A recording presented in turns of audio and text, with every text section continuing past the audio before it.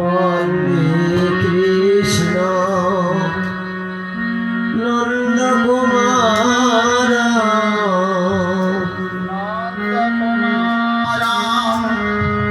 নবনীত চৌরা নন্দ কুমার নবনীত চৌরা বন্দে কৃষ্ণ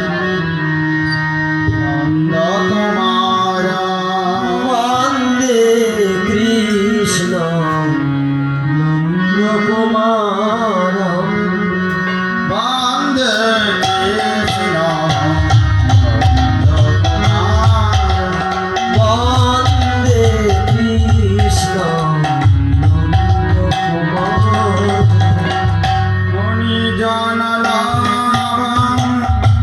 মনোর মনি জনন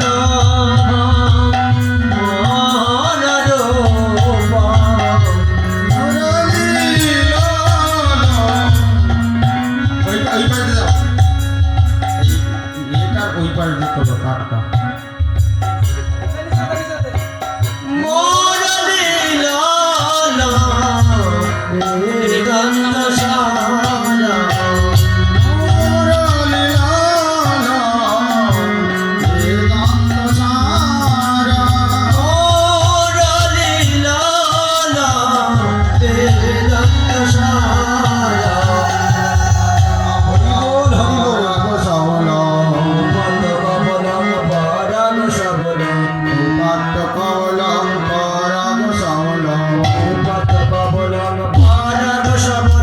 বন্দে কৃষ্ণ নন্দ কুমার বন্দে কৃষ্ণ নন্দ কুমার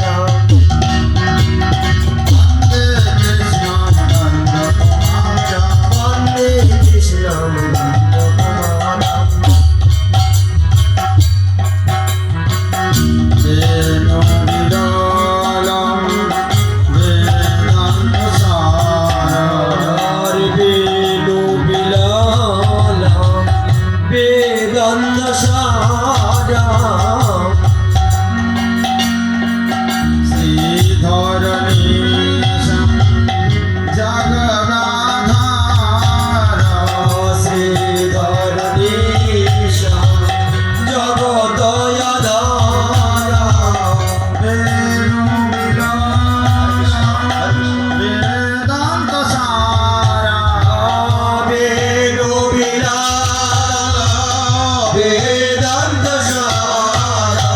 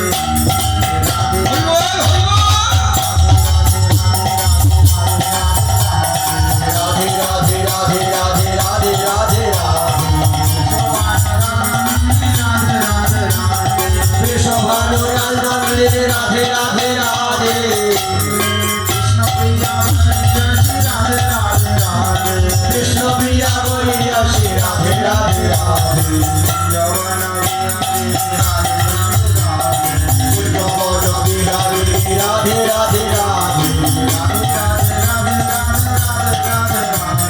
রাধে রাধে রাধে রাধে রাধে রাধে রাধে রাধে রাধে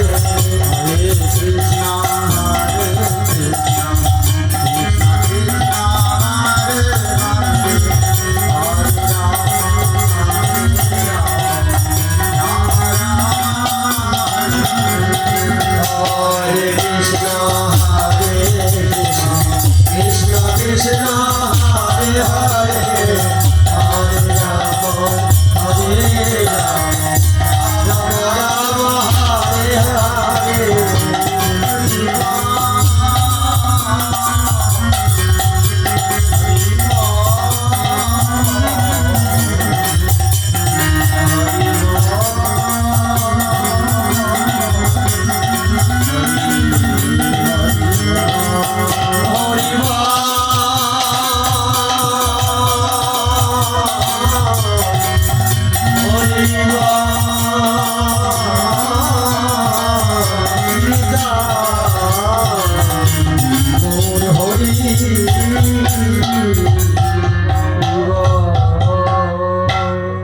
वन्दे गुरुपददन्दं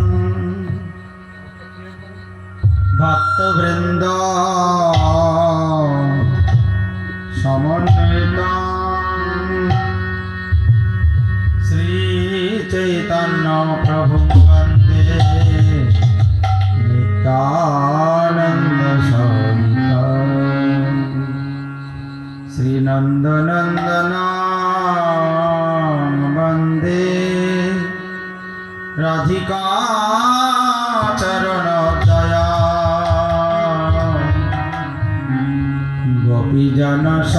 गोपीजनसमायुक्ता वृन्दावनं मनोहरम्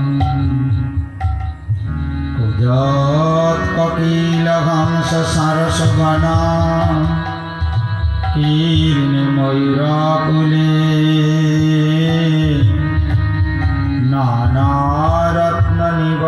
नानारत्ननिबद्धमौलवितको श्रीयुक्त वृन्दावन राधाकृष्णमहोर्निशं प्रभजतो जीवार्थदौ मुदा वन्दे रूपसनातनं श्रीजीवगोपालको आददानस्त्रीणां दन्तीरिदं जाचे पुनः पुनः श्रीमद्रूपपदं भजदलिष्य जन्म जन्मनि जय गुरुदेव जय प्रभुपाद पादौ जदियौ प्रथमो द्वितीयौ तृतीयौ तुर्जौ कथितौ जदुरु नाभिस्ततः पञ्चमेव षष्ठौ भुजान्तरं दोर्जुगुलं तथान्नौ कण्ठस्थु राजन्नवम जदियो मुखारविन्दं दशम प्रफुल्लम् एकादशजस्य ललाटपत्रं शिरोपितु द्वादशेव भाति तमादिदेवं करुणानिधनं तमालवर्णं श्वेतावतारम् अपार संसार समुद्रसेतुं भजमहे भगवत्स्वरूपम् ॐ नारायणं नमस्कृत्य नरं चैव नरोत्तमं देवीं सरस्वतीं व्यासं ततो जयोमुदीरये ॐ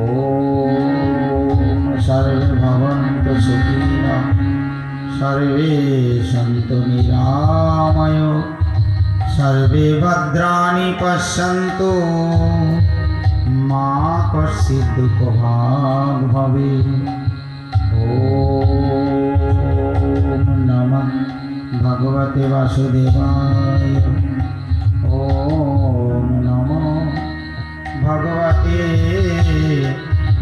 বাসুদেবায়। আমার গুরু পাদ পদ্ম জয় যুক্ত হন। অনাদিরাদি গোবিন্দ ভগবান তিনি জয় যুক্ত হন। সবার চরণে জানাই কোটি কোটি প্রণাম। আমরা গতদিন পর্যন্ত শ্রবণ করেছিলাম সুখদেব গোস্বামী পাদকে পরীক্ষিত মহারাজ সৃষ্টি তত্ত্ব বিষয়ে জিজ্ঞাসা করলে তখন তিনি ভগবানের বন্দনাদি করে প্রণাম জানিয়ে কৃষ্ণ প্রেমাশ্রুতে আপ্লুত হয়ে তিনি শ্রী ভাগবত কথা শুরু করেছেন। তাই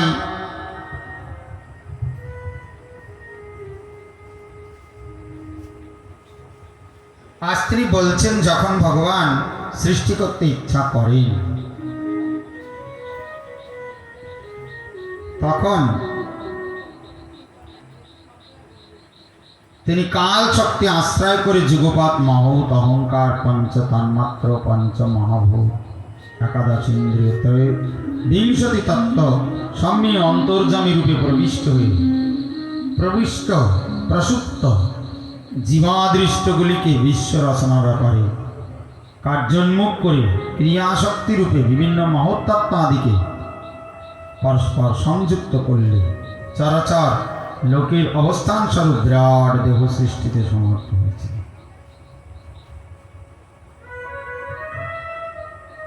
এবং তিনি কি করলেন, তার মুখ থেকে অর্থাৎ বিরাট পুরুষের মুখ থেকে রক্ত রসাদি সপ্ত ধাতু, প্রথমেই তিনি কারণার্ণবসায়ী মহাবিষ্ণু, ভগবান থেকে প্রথম বলরাম থেকে বাম অঙ্গের থেকে তার রাধারানীর আবির্ভাব, দক্ষিণ অঙ্গ থেকে বলদেবের আবির্ভাব। আর এই বলদেব থেকে প্রথম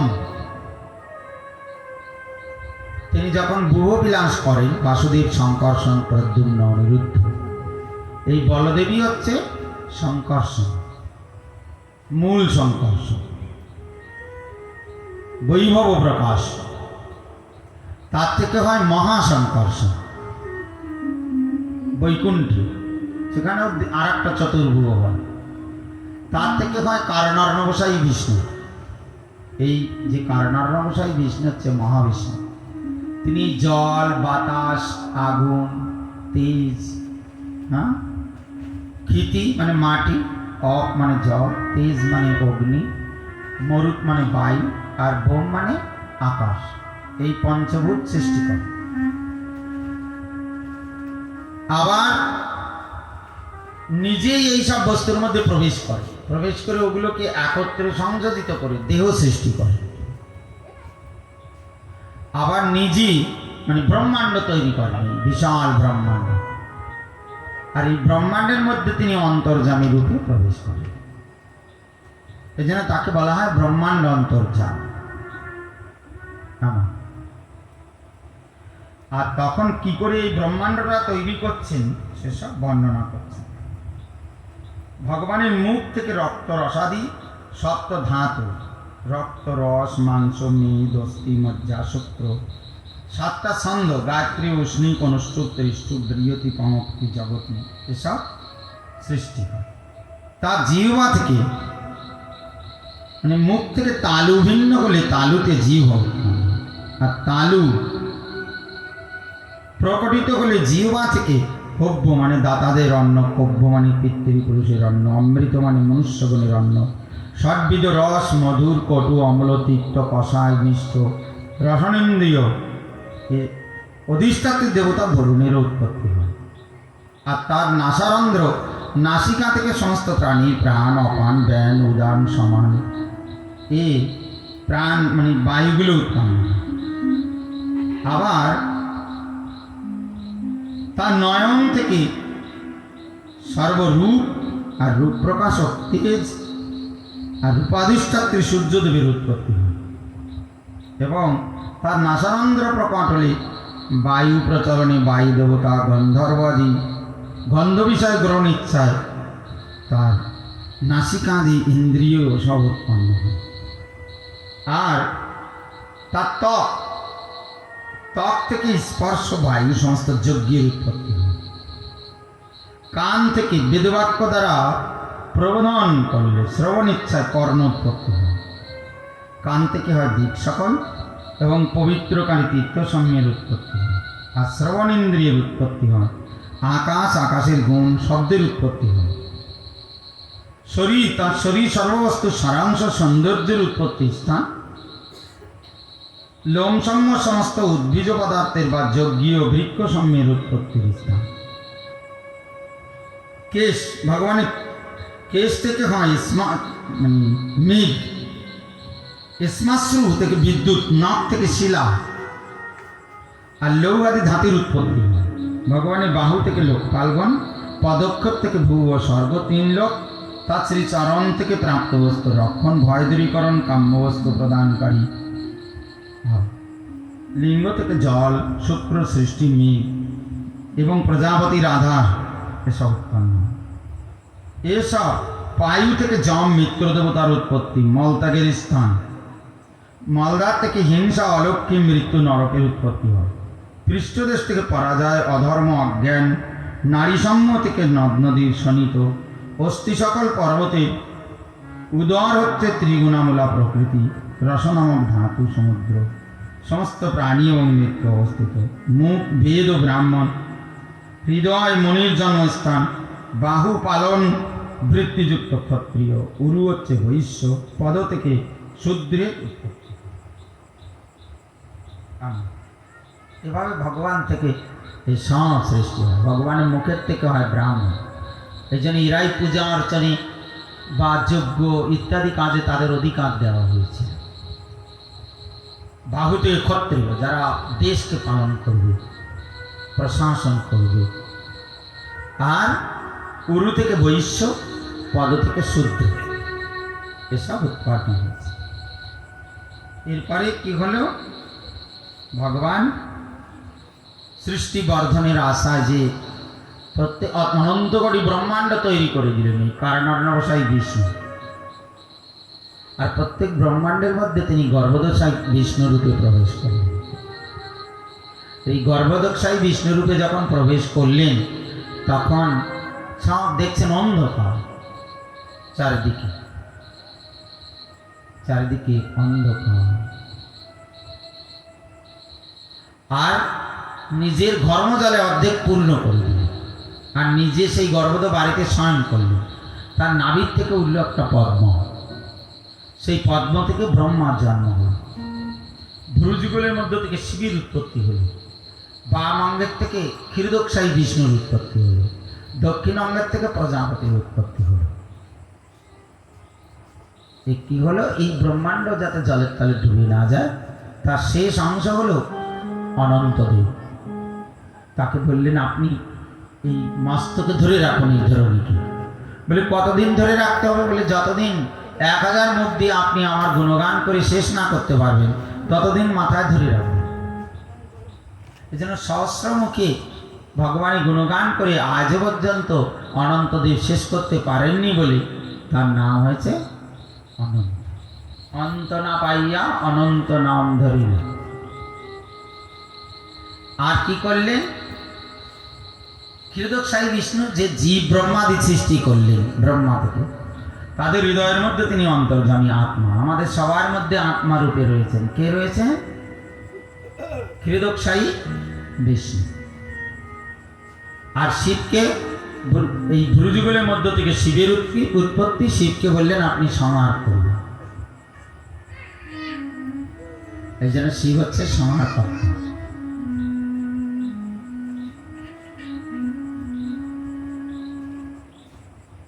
আর কি করলেন? তাহলে বিষ্ণু রূপে তিনি পালন করছেন, শিব রূপে তিনি সংহার করছেন, আর ব্রহ্মা রূপে তিনি সৃজন করছেন। ব্রহ্মা যখন আবির্ভূত হলেন, তখন চারিদিকে জল থই থই থই থই করছে। দেখছেন, ইয়ে আমার কি? উনি 1000 বছর থেকে পদ্মনালের মধ্য দিয়ে মাথা দিয়ে ঢোকার চেষ্টা দেখে আমি কোথা থেকে জন্ম নিলাম। কিন্তু কোনো কিছু নির্ণয় করতে পারলেন না। তখন দৈববাণী হলো তপ তপ তপ, অর্থাৎ তপস্যা করতে হবে, এমনি জানা যাবে না আমাকে। অনেকে বলে না ভগবান টান কই দেখতে পাই না কেন? আরে তোমার চোখ আছে দেখবে, দেখতে গেলে তোমাকে সাধনা করতে হবে।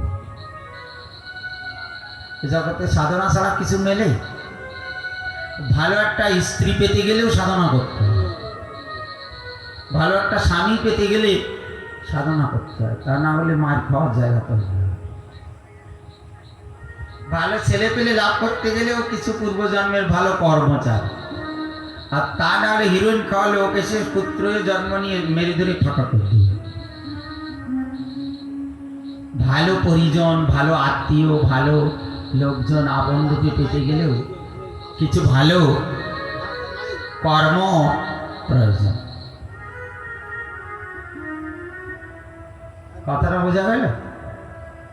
ভালো কর্ম না থাকলে, ভালো সাধনা না থাকলে এ জগতে ভালো কিছু পাওয়া যায় না। আমি কুকর্ম করব, অকর্ম করব, আর বলে ভালো ভালো লোকগুলো পাবো, এ গ্রেড পার্সন নাকি? এ জগতে কর্ম ভালো না হলে যেমন ভালো লোকজন পাওয়া যায় না, বিশ্বপতি ভগবানকে দেখতে গেলে তেমনি সাধনা না হয়। তাই ব্রহ্মাকে বললেন তোমাকে সাধনা করতে হবে। আর ব্রহ্মা তখন কি করতে লাগলেন? বুঝতে পারছেন না কি মন্ত্রে সাধনা করবেন। ভগবান তখন মুরলীধ্বনির দ্বারা প্রথম কাম বীজ মন্ত্র দিল। সেই মন্ত্র জপ করতে করতে চিত্ত যখন আরো শুদ্ধ হয়ে উঠল, তখন তিনি কাম গায়ত্রী মন্ত্র জপ করতেন। সেই কাম গায়ত্রী মন্ত্র জপ করতে করতে করতে করতে তার কি হলো? দেখছেন কৃষ্ণ ত্রিভঙ্গ ভঙ্গিম রূপে মুরলী বাজাচ্ছে, তখন তিনি স্তব করতে পারলেন ভগবান।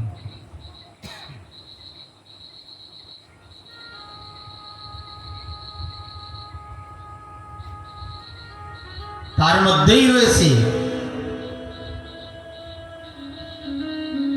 ব্রহ্মস্তুতি, তাই না? ব্রহ্মস্তুতিগুলো সেখানেই বর্ণনা করা হয়েছে।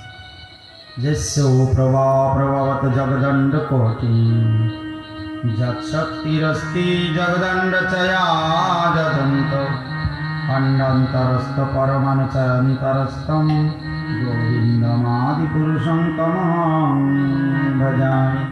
চিন্তামণি প্রকার সদমস কল্পবৃক্ষ লক্ষাবৃতেষু সুরবিরবিপালয়ন্তম লক্ষ্মী সহস্রশত সম্ভ্রম সেব্যমানম গোবিন্দমাদিপুরুষং তমহং ভজামি।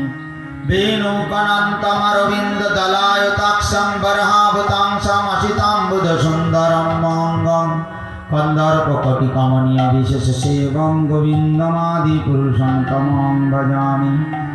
আলল চন্দ্রকলশোর্বনমল্ল বংশী রত্নং গদং প্রণয় কেলিকলবিলাসম শ্যামং ত্রিভঙ্গললিতং নিয়ত প্রকাশং গোবিন্দমাদিপুরুষং তমহং ভজামি।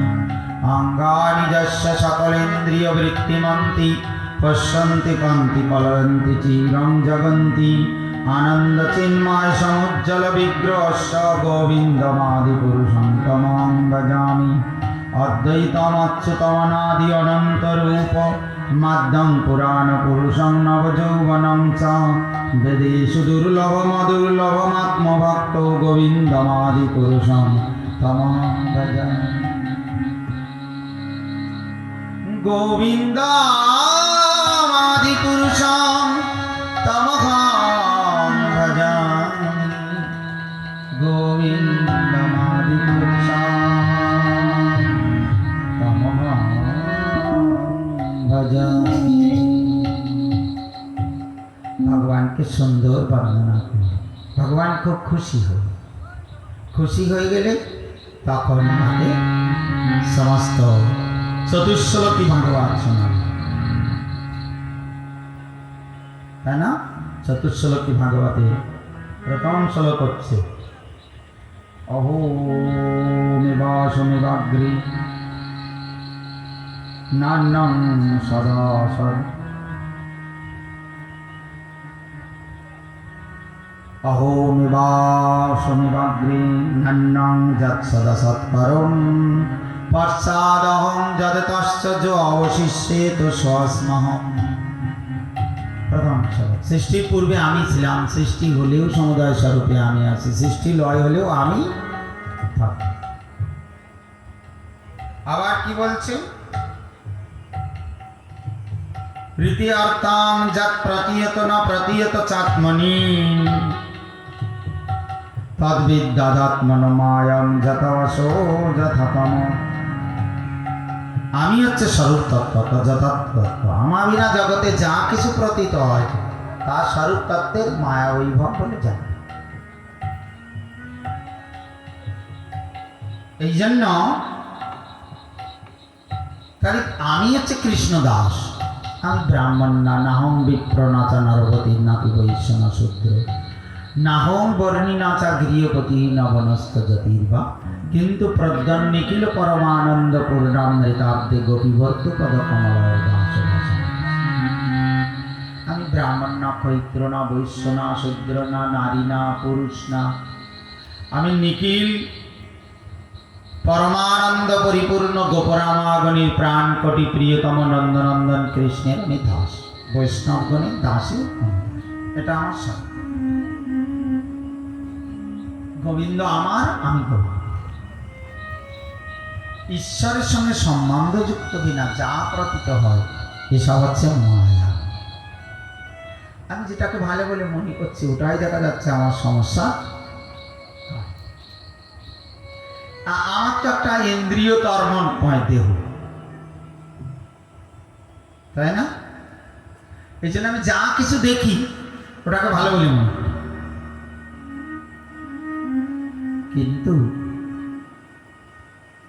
ঈশ্বরের নয়নে যখন দেখা হয় বা চিন্ময় নয়নে যখন দেখা যায় তখন দেখা যাচ্ছে আমি যেটা ভালো মনে বলে মনে করছি ওটা হচ্ছে দুঃখের কারণ, তাই না? একজন একটা ছেলে বিয়ে দিল, তো মেয়ে দেখা দেখি করছে প্রায় 16 বছর ধরে, বহুদিন ধরে আমার সাথে গল্প করে, তাই তো মেয়েটা না খুব ভালো, এই ব্যাপার ইত্যাদি ইত্যাদি ইত্যাদি। আর এখন বলছে যে কি করবো বলুন দিন, যে ভুল করেছি সে তো মরেছি, আজকেই বলছে। বিয়ে থাওয়া দিয়ে যখন ঘরে এনেছে আর তখন কি হচ্ছে, তার মানে মিষ্টি মিষ্টি কথা বলতো, গেলে খুব খেতে দিত, প্রণাম করতো, মনে করতো এরা লোকটা ভালো, তাই না? কত সুন্দর ব্যবহার, খুব সুন্দর, আমাকে প্রশংসা করতো। একটা মেয়ে দেখছে কিন্তু খুব ভালো, ওর ফ্যামিলি ভালো, মেয়ে ভালো, কথা ভালো, বাক্য ভালো, কিন্তু এখন দেখছে সব কালো। এখানে 2 দিন থাকে আর 1 মাস যে বাড়িতে বাপের বাড়ি যেই থাকে, যদি বলে ফোন করে তো কখন বাড়ি আসবো, তা শাশুড়ি মানে ব্যয় কি বলে মেয়ের মা উত্তর দেয়, বেশি বাড়াবাড়ি করলে মেয়ে নিয়ে বাড়ি রেখে দেবো।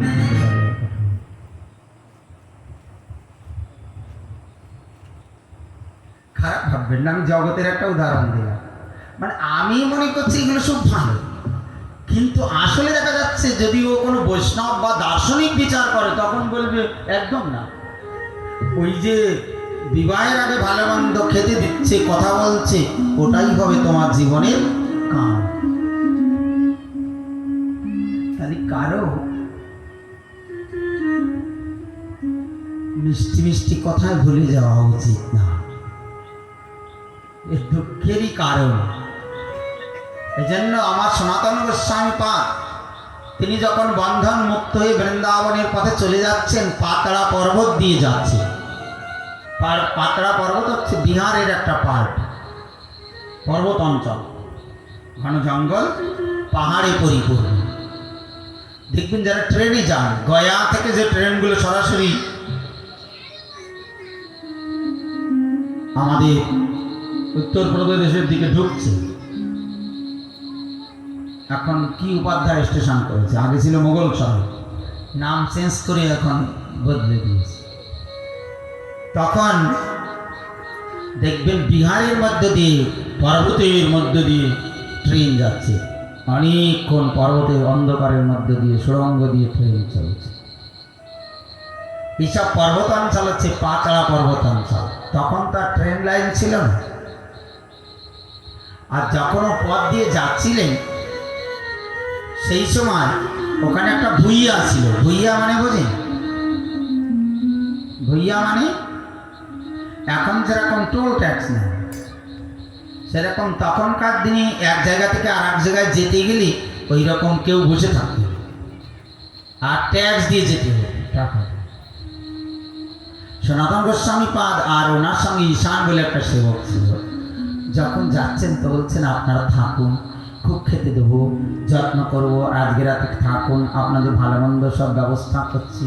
সনাতন গোস্বামী পাদ তখন বলছে ভুইয়া মরে প্রীতি করে কিসের কারণ? ইনি তো অনেক কাল ধরে প্রধানমন্ত্রী ছিলেন, আর সংসার ছেড়ে বৃন্দাবনে চলে যাচ্ছেন। তো এত যত্ন করছে দেখে বলছেন ই আমাকে এত ভালোবাসছে কেন? তার সঙ্গে পরিচয় নেই, কোনোদিন দেখা নেই, তার সাথে সম্বন্ধ আছে, টাকা দাও চলে যাও। কিন্তু এত যত্নের কারণ কি? দেখুন বিচার, যারা জ্ঞানীজন তারা সবসময়, এই জন্য বলা হয় বিচারে পণ্ডিত, আচারে আচার্য, তাই না? তখন পাশে যে ঈশান ছিল তাকে বলছেন এ আমাদের এত যত্ন করছে কেন? তোমার কাছে কোনো টাকা পয়সা আছে নাকি? তখন বলছে আমার কাছে 8 কোটি স্বর্ণ মুদ্রা আছে। বলছে তুমি কাল যখন সাথে এনেছো কেন? ওই জন্যই এত যত্ন করছে। দাও দাও দাও। 7 কোটি দিল, নিয়ে যে বলছেন এই নিন, এই স্বর্ণ কোটিগুলো পার করে দিন পরে। তখন বলছে যে যাক, পাপ থেকে আমাদের বাঁচালেন। আমরা আগে গণনা করে জানতে পেরেছিলাম আপনাদের ওনার কাছে স্বর্ণ মুদ্রা আছে, তাই আমরা যত্ন করছিলাম কেন আজকে রাত্রে আপনাদের মেরে ওগুলো নিয়ে নিতাম। যাক, পাপ থেকে বাঁচিয়ে দিন। আপনাদের কাছে নেব না, চলুন পার করে দিচ্ছি। বলে না, আপনাদের মতো বন্ধু পথে মিলবে কি আমাদের মেরে নিয়ে, আপনি এগুলো নিয়ে আমাদের পার করে দিন। তাহলে আমার কথা হচ্ছে ভাগবতের এটাই তাৎপর্য। আমি যদি আপাত দৃষ্টিতে মনে করতাম লোকটা তো খুব ভালো, কি সুন্দর যত্ন করছে, থাকতে বলছে, রান্নার ব্যবস্থা করে দিতে চাইছে, হাঁড়ি কুড়ি দিয়ে দিচ্ছে, যাক একটা ভালো লোক পাওয়া গেছে। কিন্তু সাধারণ দৃষ্টিতে মনে করলে মনে হচ্ছে ভালো লোক, কিন্তু যদি চিন্ময় নেত্রে দেখা যায়, দেখা যাবে ওটা দস্যু। ভগবান বলছে আমার সঙ্গে সম্বন্ধযুক্ত ভাবে যা কিছু বিচার করা যায় ওটা হচ্ছে আসল স্বরূপ, আর আমা বিনা জগতে যা কিছু ভালো বলে মনে হয় হচ্ছে মায়া।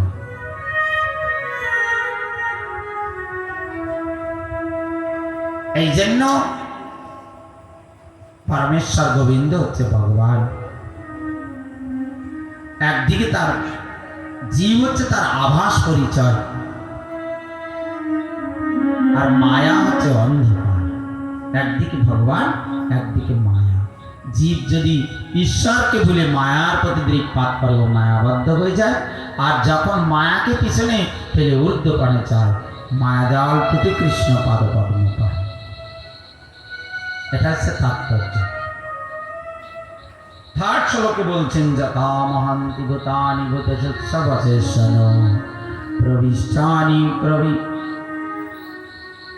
প্রবিষ্ট্যা বিপ্রবিষ্টানি তথা তেষু ন তেষুঃ। এটা 4th শ্লোকে ভাগবত। প্রথম ভাগবত উপদেশ দিচ্ছেন কৃষ্ণ ব্রহ্মাকে।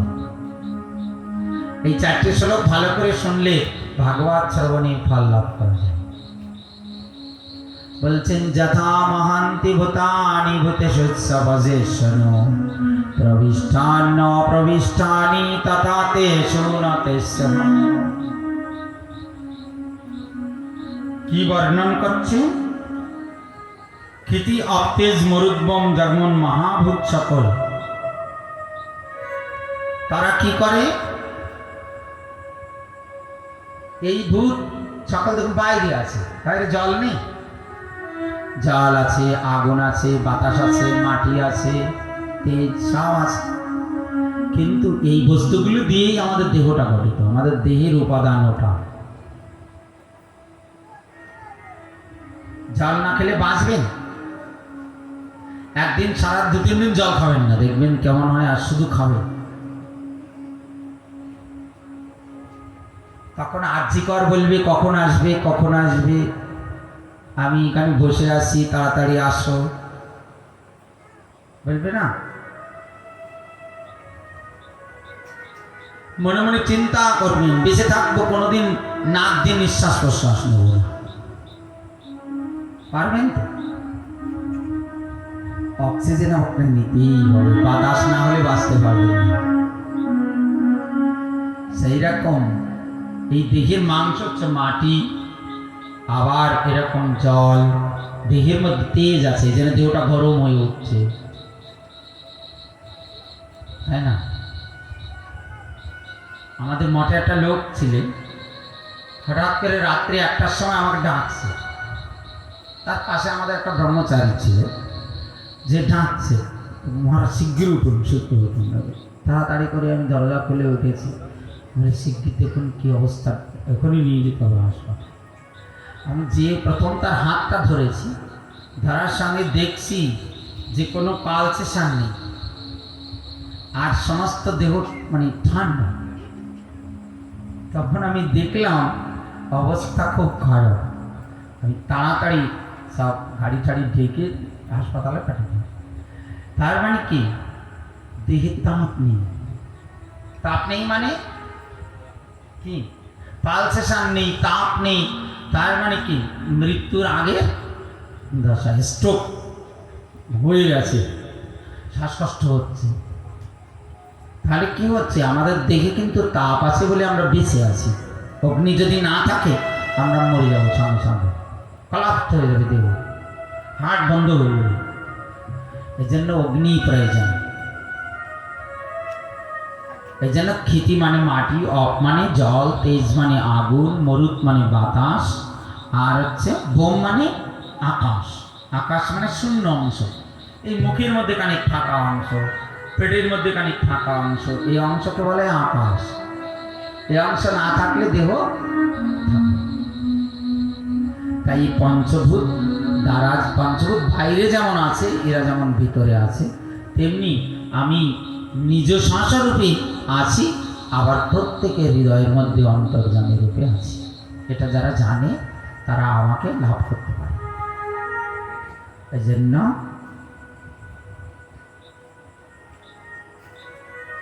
শেষের শ্লোক দিলেন, যথামহং এতাবদেব জিজ্ঞাস্যম তত্ত্ব জিজ্ঞাসনাত্মনা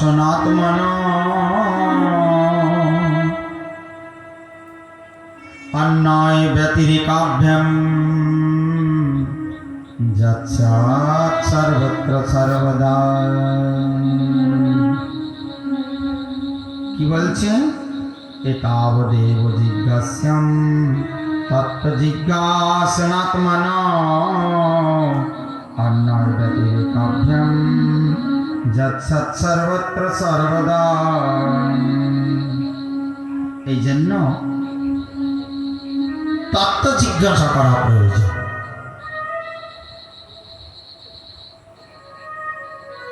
উত্তম কোনো সদ্গুরু লাস্ট সিদ্ধান্ত দিচ্ছেন, তুমি যদি আমার তত্ত্ব জানতে চাও তাহলে কোনো সদ্গুরুর কাছে তোমাকে যেতে হবে।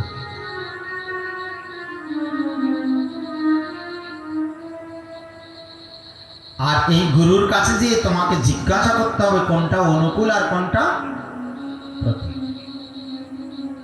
এটা জেনে তোমাকে আচরণ করতে হবে, তাই না? কেউ দীক্ষা নিয়ে রাখলো সারা জীবন কোনো আচরণ করে না, হাতের জল করার শুদ্ধ করার জন্যে একটু নিয়েছিলাম, না জপ করে, না আহ্নিক করে, না বাড়িতে আরতি ভগবানের পূজা করে, না কোনো সেবা দেয়। তাহলে কি হলো? দীক্ষা নেওয়ার কোনো মানে আছে? আমি কিছুই করব না, ভগবানকে সেবা করব না, ভগবানকে কিছু নিবেদন করব না, গড়ে খেয়ে যাও, এটা কোনো সাধকের জীবন না। কোনো উত্তম সদ্গুরু আশ্রিত ব্যক্তি যা গ্রহণ করবে, ঈশ্বরকে যা দেওয়া যায় না তা কোনো দিন গ্রহণ করবে না, আর ভগবানকে না দিয়ে কোনো কিছু গ্রহণ করবে। জীব গোস্বামী পাদ বলেছেন, যদি কেউ ঈশ্বরকে না দিয়ে কিছু গ্রহণ করে তাকে প্রায়শ্চিত্ত করতে হবে, বিশেষ করে দীক্ষিত ব্যক্তি। এই জন্য এসব তত্ত্ব শিক্ষা দিলেন যে তাকে আচরণ করতে হবে, আচরণ না করলে সে আমাকে জানতে পারবে না। এছাড়া ভাগবতের দশক যখনই চতুশ্লোকী জ্ঞান দিলেন, ব্রহ্মা খুব কাঁদছেন, প্রভু রজগুণ দিচ্ছেন আমাকে সৃষ্টি করার জন্য, আমি কোনোদিন আপনাকে ভুলে যাব না তো। আর তখন ভগবান বললেন, মহাজন যে পথ ধরেছে ও পথ ধরে চলো, কখনো নিজে সৃষ্টিকর্তা বলে অহংকার করো না। অহং হি বিশ্বস্য চরাচরস্য প্রধানং পুরুষং প্রকৃতি পুমাংশ ময়া হি তং তেজো ইদং বিবর্ষি বিদেহি তমথ জগন্তি। ব্রহ্মা বলছেন, হে প্রভু, আমি আপনাকে অনন্ত কোটি প্রণাম করি, আপনি আমাকে কৃপা করুন। আর ভগবান বললেন, আমি তোমাকে তেজ দিলাম, আমি জগতের প্রকৃতি, আমি প্রধান, আমি পুরুষ, আমি জগতের আধার, আর আমি তোমাকে শক্তি সঞ্চার করলাম। এই শক্তি দিয়ে তুমি গোবিন্দের সেবা পূজা করো, তোমার কল্যাণ হয়। বিদে বিদেহি প্রমাত জগন্নাথ। তাই বলছে, ভগবান থেকে প্রথম এই প্রকৃতি সৃষ্টিকে বলা হয় স্বর্গ, আর ব্রহ্মা থেকে এই জীব জগৎ সৃষ্টিকে বলা হয় বিসর্গ। আর স্থিতি স্থান বলছেন বৈকুণ্ঠ বিজয়, অর্থাৎ দুষ্ট দমন দ্বারা বিষ্ণুর উৎকর্ষ। এই পৃথিবীতে দুষ্ট দমন না করলে কোনোদিন পৃথিবী থাকবে? তাহলে এই সরকার, পুলিশ, থানা কেন রেখে দিয়েছে? যদিও ঘুষ খেয়ে এদিক ওদিক করে, তবুও ভয় পায়। প্রশাসন না থাকলে, দুষ্ট দমন না হলে কি হবে? এই পৃথিবী কোনোদিন ঠিক থাকবে না। আর ভগবান বিষ্ণু মাঝে মাঝে ধরণীর বুকে যখন অনাচার ব্যভিচার চলে, তখন সেই দুষ্টকে দমন করে তিনি সৃষ্টির পালন করেন, যে বলে বৈকুণ্ঠ বিজয়। আর কি করেন? পোষণম মানে তার অনুগ্রহ, মন্নান্তরাণী হচ্ছে সদ্ধর্ম, উভয় কর্ম, উত মানে কর্মবাসনা, উতি, আর বলছেন তার অবতার অনুচরিত্র, ঈশ কথা, ভগবানের লীলা কথা, এবং নিরোধ মানে সবকিছু নিজের মধ্যে আত্মসাৎ করে শক্তি সহ স্বয়ং। আর মুক্তি কাকে বলে? হিত্যা অন্যথা রূপং স্বরূপেণ ব্যবস্থিত, অন্য স্বরূপ ছেড়ে দিয়ে আমি কৃষ্ণের সেবক, এভাবে বিভাবিত হয়ে গোলকধামে নিত্য সেবক রূপে স্থিতিশীল লাভ করা হচ্ছে মুক্তি। নিত্যধামে যে গোবিন্দের নিত্য সেবা লাভ করাকে বলে মুক্তি। এসব এই দশতত্ত্ব যার মধ্যে বর্ণনা আছে তাকে বলা হয় পুরাণ। আর ভাগবত হচ্ছে বিমল পুরাণ। দেখুন, এই সৃষ্টি তত্ত্ব বর্ণনা হচ্ছে।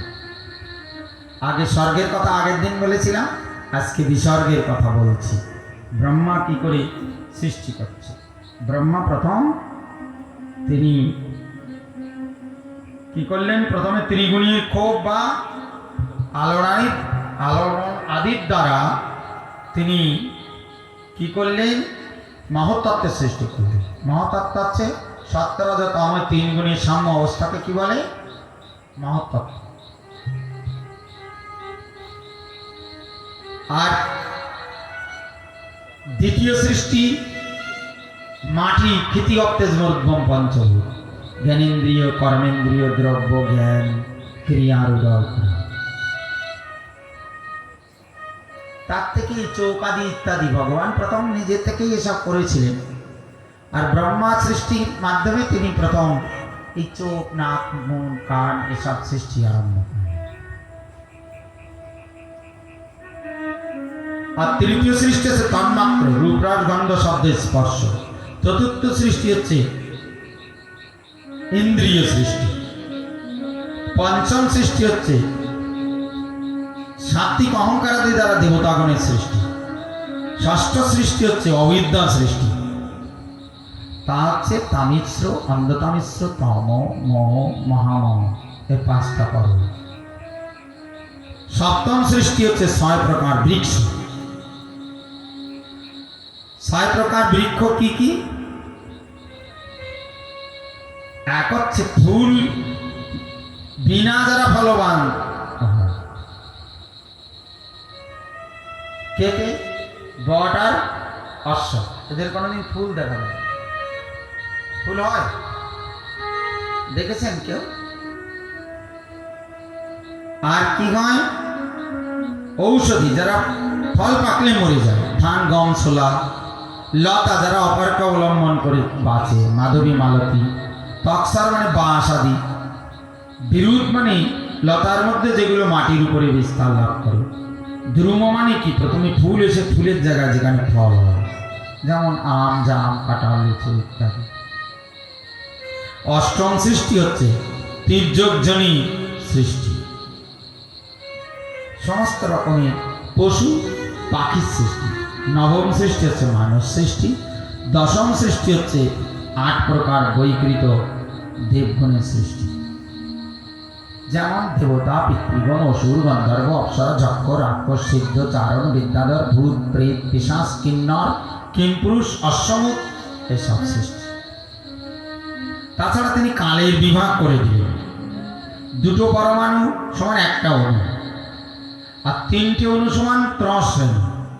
আর সূর্য রশ্মিতে ভাসমান কণা 3টি 3 শ্রেণী অতিক্রমে সূর্যের যে সময় লাগে তাকে বলে ত্রুটি। 8/1300 সেকেন্ড, 13,500 সেকেন্ড। মানে 8কে যদি 13,500 দিয়ে ভাগ করা যায় তাহলে যে সেকেন্ড হবে তাকে বলে একটা ত্রুটি।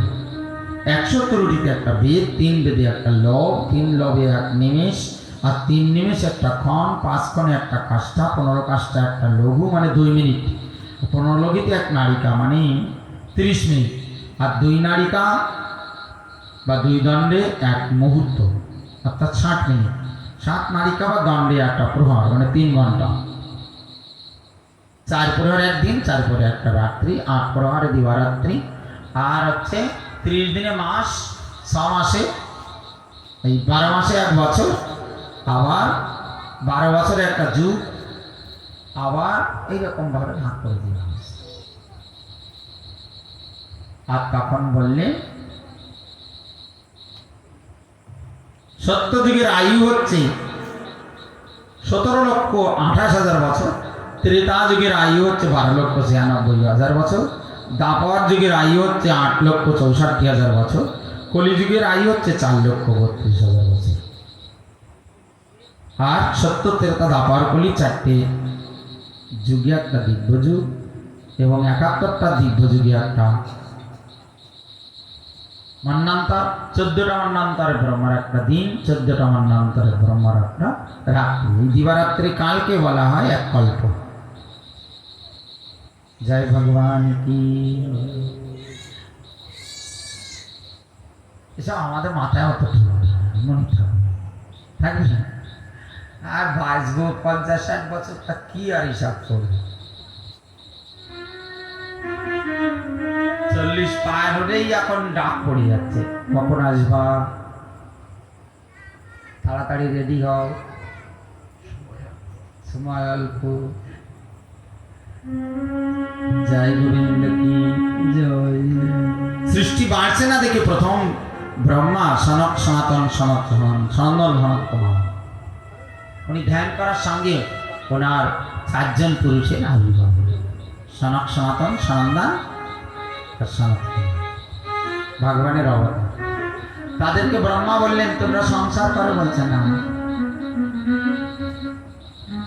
তারা চোখের সামনে দেখলেন ওনাদের পিতা ব্রহ্মা নিজে একটা সরস্বতী নামনী কন্যাকে সৃষ্টি করলেন।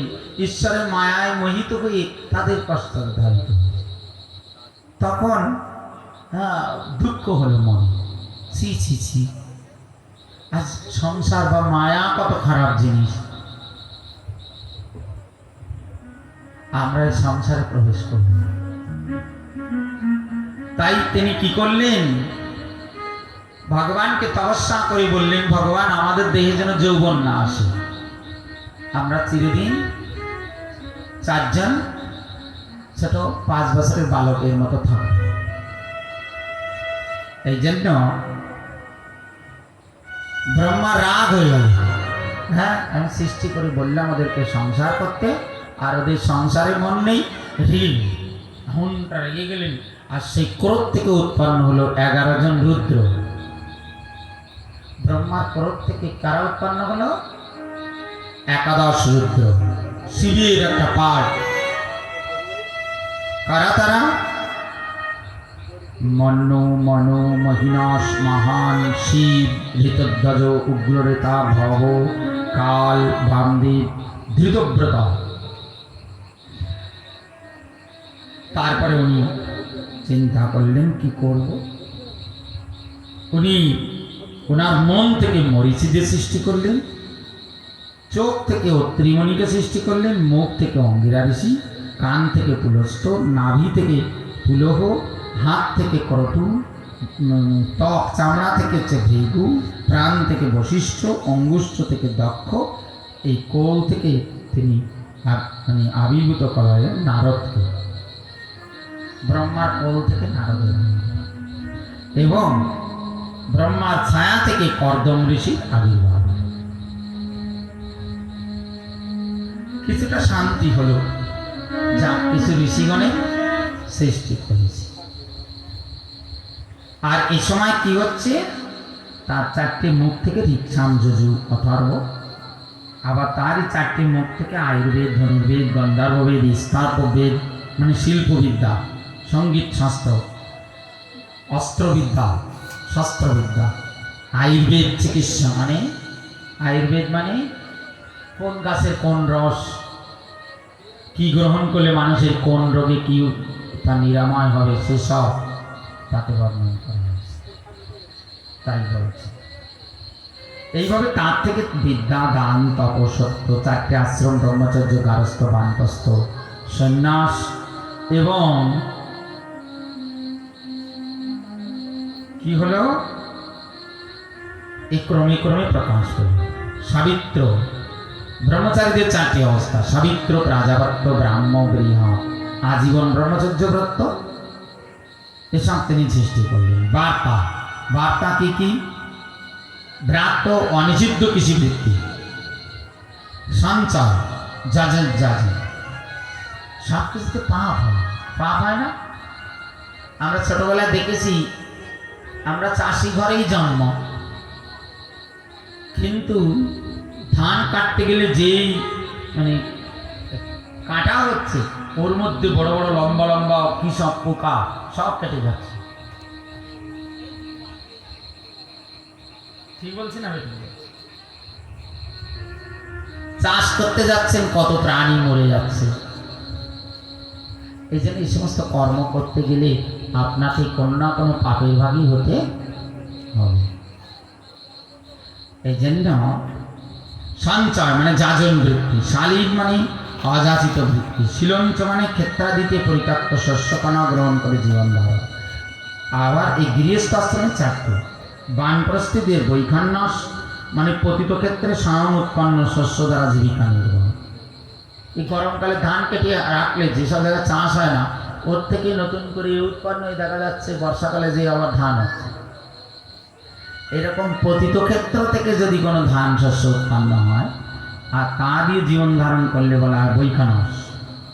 আর বালখিল্য মানে নতুন অন্ন লাভে যারা পুরানো অন্ন ত্যাগ করে। উদুম্বর মানে প্রাতকালে উত্থিত প্রথম দৃষ্টি পতিত ফলাদি দ্বারা জীবন নির্ভর। আর হচ্ছে ফেনক, ফেনক মানে পাকা ফল স্বেচ্ছায় ভূমিতে পড়লে তার দ্বারা জীবন নির্ভর। সন্ন্যাসী চারটে বৃত্তি আমাদের যেমন, এক জায়গা থেকে আশ্রম ধর্ম পালনকারীকে বলে কুটিচক, বহুদ কর্মকে গৌণজ্ঞানী যারা মুখ্য জ্ঞান অভ্যাস করে, হংস মানে যারা কেবল জ্ঞান অভ্যাস করে, নিষ্ক্রিয় মানে পরমাংশ জ্ঞান বা তাদেরকে জ্ঞানী বা জীবন মুক্ত বলা হয়। চারটে বেদ, আন্নিক্ষিতি মানে মোক্ষদায়ী আত্মবিদ্যা, ত্রয়ী মানে স্বর্গাদি ফলদায়ী কর্মবিদ্যা, বার্তা মানে কৃষি বাণিজ্য শাস্ত্র, দণ্ডনীতি মানে রাজনীতি। এইরকম ভূভুব স্বর্গ মহ, হৃদয় থেকে ওঙ্কারের উৎপত্তি। আর ভগবানই হচ্ছে ও ভগবানের স্বরূপ। অকারণী উচ্চতি কৃষ্ণ, মকারে জীব বাচ, উকারেণ উচ্চতে রাধা। এই জন্য ওম হচ্ছে ভগবানের স্বরূপ। এই জন্য ওম না দিলে আপনার জীবনে কোনো কাজ হবে। আপনি যা মন্ত্র জাপ করতে হবে ওম দিতেই হবে। ওম নারায়ণ নম, ওম লক্ষ্মী নম, ওম সরস্বতী নম, ওম দুর্গাই নম। যার পূজা করবেন আগে ভগবানকে লাগাতে হবে, তারপরে আপনার সে মন্ত্র সিদ্ধি হবে। তা না হলে ঈশ্বরকে বাদ দিয়ে কোনো মন্ত্র হবে এমনটা। এইরকম ব্রহ্মা নিজের ছায়া থেকে তামিশ্র, অন্ধতামিশ্র, তমমহ মহামহ তৈরি করেন। আর তার ছায়ারূপ তমময় শরীর মনোভূত না হয় ত্যাগ করে দিলেন। আর তার থেকে হয়ে গেল রাত্রি। আর রাত্রির জন্যই ওই রাত্রিতে জীবে ক্ষুধা তৃষ্ণা বৃত্তির উদয় হয়। রাত্রিতেই মানুষ পাপ কর্ম বেশি লিপ্ত থাকে। আর ওই রাত্রিরূপী শরীর নিয়ে নিল যক্ষ আর রাক্ষস। এরা উৎপন্ন হয়ে কি করলো? কেউ বলছে একে বাঁচিয়ে রেখো না, একে খেয়ে ফেলো আর একে রক্ষা করো। যারা বললো একে খেয়ে ফেলো সে হচ্ছে যক্ষ, আর যারা বললো এরা এদের রক্ষা করো না তারা হলো রাক্ষস। ব্রহ্মা দেখলেন এইসব কাদের সৃষ্টি করছে, এখন আমারে খাবে।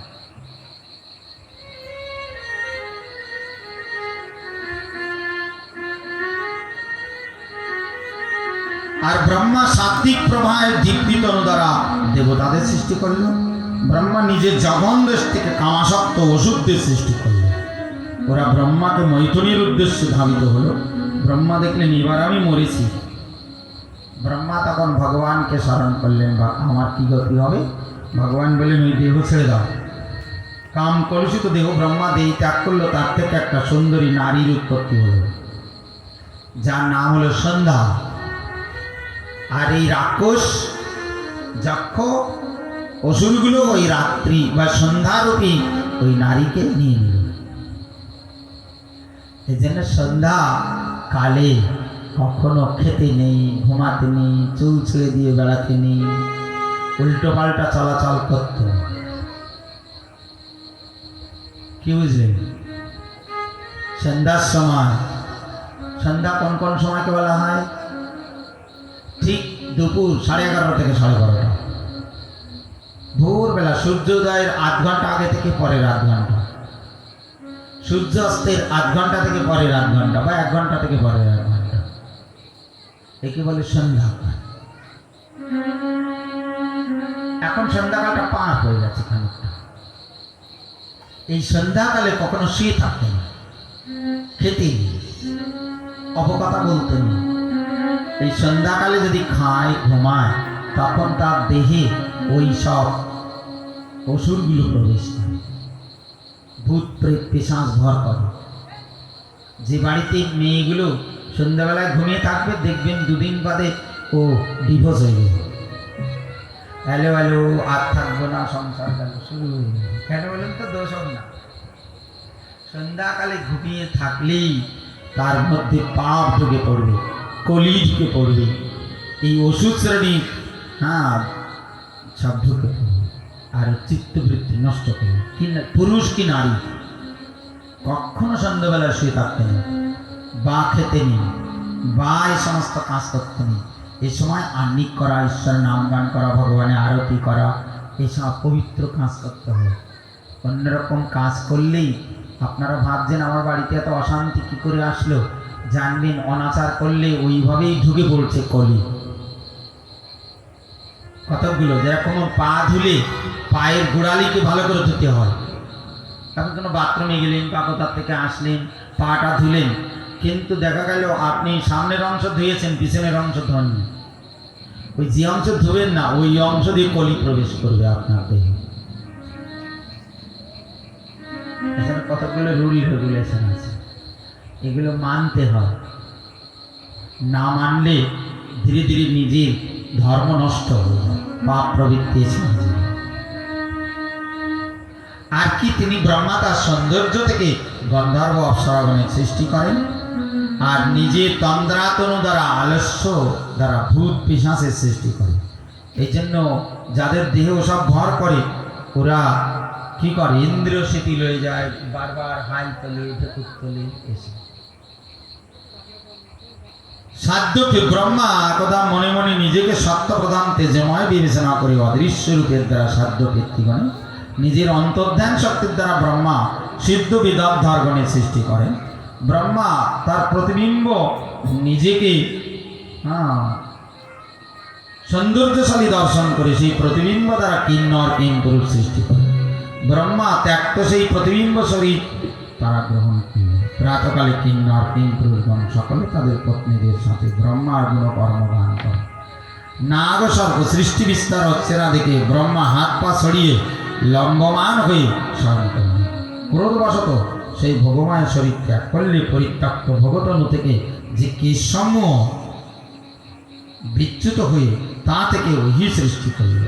শরীরে হস্ত পদাদি প্রসর্পণ বা আকুঞ্চনতু সেই জীবগণের ওহিগুলির অন্য নাম হচ্ছে সর্প। তাহলে ব্রহ্মা যখন সৃষ্টি বিস্তারের হাত পা ছড়িয়ে ক্রোধে ফসফস ফসফস করতে লাগলেন তখন তার থেকে সাপ উৎপন্ন হল। তাহলে সর্প কিসের প্রকাশ? ক্রোধের প্রকাশ। এই পৃথিবীতে যারা বেশি ঝগড়াটে, কিছু কিছু লোক আছে দেখবেন যেখানে যাবে ঝগড়া বাঁধাবে, বাড়িতে থাকলে ঝগড়া বাঁধাবে, সমাজে গেলে পোকার মতো কামড়িয়ে ঝগড়া বাঁধাবে, মঠ মন্দিরে গেলে পিন মারবে, তাই না? এসব মানুষ যারা ঝগড়াটে, হিংসাপরায়ণ, কলহ প্রিয়, এরা পরজন্মে আর এরকম দ্বিভুজ থাকবে না, সরীসৃপ সর্পজনী প্রাপ্ত হয়ে। হিংসুটে মানুষ সর্পজনী পাবে পাবে পাবে। এটাই সব মার্কণ্ড পুরাণে বর্ণনা করেছে। এই জন্য কেউ হবেন সাপ? হাত তুলুন তো, কে কে সাপ হবেন? কেউ হবেন না। হায় হায় রে, একটু ঝগড়াঝাটি করবেন, কলহ করবেন, যেখানে যাবেন আগুন ধরাবেন, দেখবেন পরজন্মে আর এই ভাগবতের আসরে বসতে হবে না, গর্তের মধ্যে থাকবেন আর ফসফস করবেন আর ব্যাং ধরে ধরে। ভালো না? মানব হয়ে এইসব ভাগবত শোনা আনন্দ করার কি দরকার? সাপ হয়ে জঙ্গলে গর্তে পাহাড় পর্বতে থাকবো আর ব্যাং ধরে ধরে খাবো, ভালো জায়গা না? ভাগবতে বলেছেন যা এ সাম পুরুষাম সাত্মা প্রভবামেশ্বরম ন ভজন্তে অবজানন্তি স্থানাদ ভ্রষ্টা পতন্ত যধো। কি বলছে? যে যারা আমার মানব জীবনকে গোবিন্দ চরণ কমল ভজন না করে তারা কি হয়? এই ধরনের নিম্নজনিতে চলে যায়। মানব জনিতে আর তাকে জায়গা দেওয়া হয় না। এমনটা ব্রহ্মা অবশেষে তিনি মনুদের মন থেকে সৃষ্টি করেছিলেন এবং দেখলেন এইসব কোনো কাজে লাগবে না। তখন তিনি হৃদয় সংযম পূর্বে তপবিদ্যা যোগ সমাধির দ্বারা ঋষিদের সৃষ্টি করলেন। তখন তার মন শান্তি পেল। যা মনি ঋষিদের সৃষ্টি করলাম, এরাই পৃথিবীতে বেদ ভাগবত শাস্ত্র প্রচার করবে আর ভগবানই গুণগান করবে, তখন আমি শান্তি পাব। নারদ মুনি একবার ব্রহ্মাকে বললেন যে আপনি সব কিছু সৃষ্টিকর্তা, আপনার দ্বারাই সৃষ্টি চলছে। তখন ব্রহ্মা বললেন, হরি বৎস, যারা অজ্ঞানী মানুষ তারাই মনে করে আমাকে সৃষ্টিকর্তা, কিন্তু এ জগতে সব কিছু সৃষ্টির অধিপতি হচ্ছে অনাদিরাদি গোবিন্দ।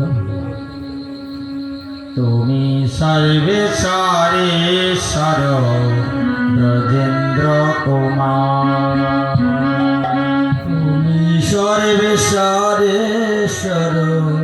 ব্রজেন্দ্র কুমার, তোমার ইচ্ছায় বিশ্বে সৃজন সংহার, তোমার ইচ্ছায় বিশ্বে সৃজন সংহার। তব ইচ্ছা মত মায়া, তব ইচ্ছা মত ব্রহ্মা করেন সৃজন। তব ইচ্ছা মত ব্রহ্ম করেন সৃজন। তব ইচ্ছা মত বিষ্ণু করেন তব ইচ্ছা মত বিষ্ণু করেন তব ইচ্ছা মত শিব করেন সংহার। তব ইচ্ছা মত করেন সংহার। তব ইচ্ছা মত মায়া সৃজে কারাগার। তব ইচ্ছা মত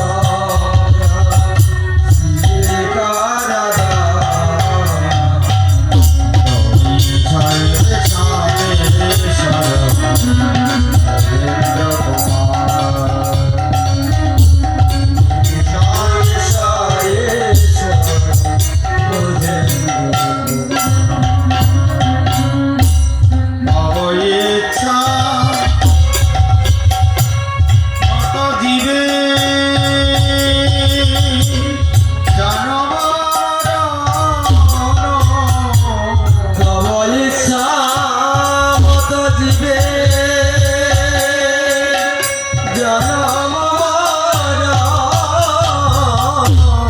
সমৃদ্ধি নিপাত সুখ সংগত,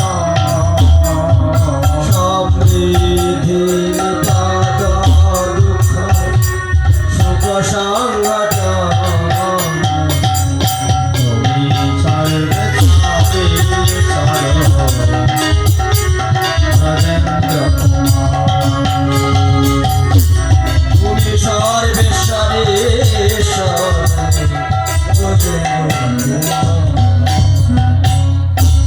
জয় ভগবান কি নারী গোবিন্দ কি জয়। তাহলে জগতের সৃষ্টির অধিদেবতা কে? অনাদিরাদি গোবিন্দ। তিনি জগতের কারণ, তার সেবা পূজা আরাধনা করা জীবের কর্তব্য। তাই যখন কুরুক্ষেত্রের যুদ্ধ শুরু হয়েছিল, বিদুর তখন তীর্থ ভ্রমণে বেরিয়ে পড়েছিল। এই তীর্থ ভ্রমণ করতে করতে তিনি যমুনার তটে যে উদ্ধবকে দেখতে পেয়েছি, আর দর্শন করেই চরণতলে লুটিয়ে পড়ে বিদুর কাঁদছিলেন, বলছিলেন আমার প্রাণ গোবিন্দ কেমন আছে, দ্বারকার খবর কি, কৃষ্ণপুত্র প্রদ্যুম্ন আদি কেমন আছে, কৃষ্ণ মহিষী রুক্মিণী আদি কেমন আছেন। আর উদ্ধব এই কথা শ্রবণ করতে করতে চোখের জলে ভাসছিলেন। কি করে তিনি এ জগৎ ছেড়ে নিত্যধামে চলে গেলেন, সব কথা বিদুরকে শোনালেন। আর সে প্রথম থেকে কি করে বৃন্দাবনে আবির্ভূত হয়েছিলেন, কি কি বাল্যলীলা করেছিলেন এবং কৃষ্ণের সমস্ত লীলা সব বিদুরকে শোনালেন এবং বললেন, শোনো, বাঁশবনে ঘর্ষণ লেগে আগুন লেগে গেলে যেমন বাঁশবন করে ছাই হয়ে যায়, তেমনি আজ দ্বারকা নগরী সব শেষ হয়ে গেছে। অনাদিরাদি গোবিন্দ জগৎ ছেড়ে তার নিত্য লোক চলে গেছে। আর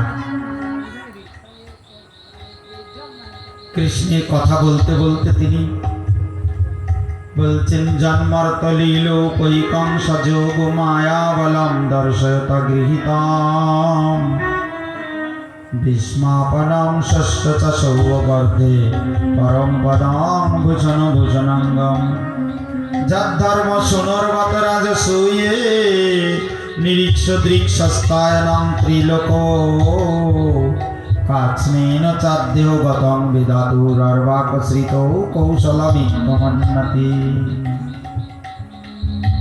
বলছেন, মর্তলীলার উপযোগী মায়া বলে ভগবান যে রূপ পৃথিবীতে প্রকট করেছিলেন তার সমস্ত ভূষণই ভূষণ, সৌভাগ্যঋদ্ধির পরাকাষ্ঠা। রাষ্ট্রীয় যজ্ঞে যখন কৃষ্ণকে সবাই দেখেছিল তখন কাঁদতে কাঁদতে তারা বলেছিল, বিধাতা যেন সৃষ্টি সকল কৌশল দিয়ে গোবিন্দ মূর্তিটি জগতে প্রকট করেছে। একবার যারা দর্শন করেছিল তারা আর কোনোদিন ভুলে থাকতে পারে। তাই যার অনুরাগ পূর্ণ হাস রাস লীলাবলোকন একবার নয়ন মেলে দেখেছিল, তারা মনে করেছিল জীবনের যেন সব কৃত্য শেষ। তাই এই পৃথিবীতে বিশ্বপতি গোবিন্দকে দেখলে জগতে আর কোনো কিছু ভালো লাগবে? একবার যে গোবিন্দকে দেখে জগতের কোনো দৃশ্যবস্তু তার কাছে অত সুন্দর বলে মনে হবে না। একবার যারা ভাগবত শাস্ত্র আদি রসময় গ্রন্থ শ্রবণ করে তারা আর অন্য কথা শুনতে চায় না। তদ রসামৃত তৃপ্তস্য সৎ নান্যতা রুচি কচি।